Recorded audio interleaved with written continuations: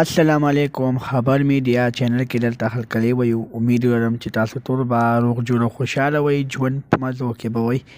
تازه خبر رامخې ته شو چې د یحیی ماشوم مور او پلار تازه بیان راغلو. وایي چې یحیی ماشوم تر اوسه پورې د کوهي نه نه دی راوتی. یحیی ماشوم لا په کوهي کې دی، د هغه په کوهي باندې کار شروع دی. ډېر ژر به هغه د کوهي نه راوځي او موږ ته به میلو شي. تاسو ته مهرباني کوم چې تاسو په سوشل میډیا باندې داسې قسمه غلطې پراپګانډې مه خپروئ او زموږ زړه ته خفګان مه رارسوئ. د یحیی ماشوم مور او پلار نورې څه خبرې کړي، هغه ټولې خبرې تاسو سره زه دلته په دې ویډیو کې شریکوم.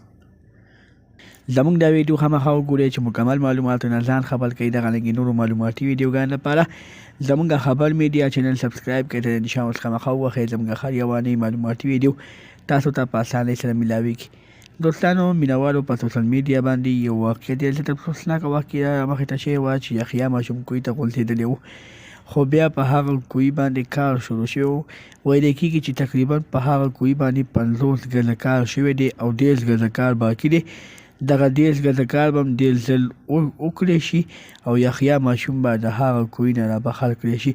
دا کم کسان چې یحیی ماشوم پسې پراپګانډې په سوشل میډیا باندې خوروي، نو موږ هغوی ته دا ګزارش کوو چې تاسو داسې قسمه پراپګانډې مه خوروئ، ځکه چې په هغه پراپګانډو باندې د یحیی ماشوم مور او پلار ته ډېر زیات خفګان وررسي. زړه دغه خفګان سره لوبې مه کوئ. الله تعالی دې وکړي چې د یحیی ماشوم لاش را پیدا شي او د یحیی ماشوم لاش د مور او پلار ته میلو شي او مور او پلار یې د هغه ماشوم لاش لیکي، بیا د هغې نه بعد هغه قبر ته وسپارلی شي.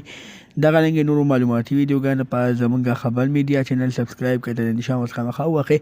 زموږ هر یوانۍ معلوماتي ویډیو تاسو ته په اسانۍ سره میلاویږي. والسلام.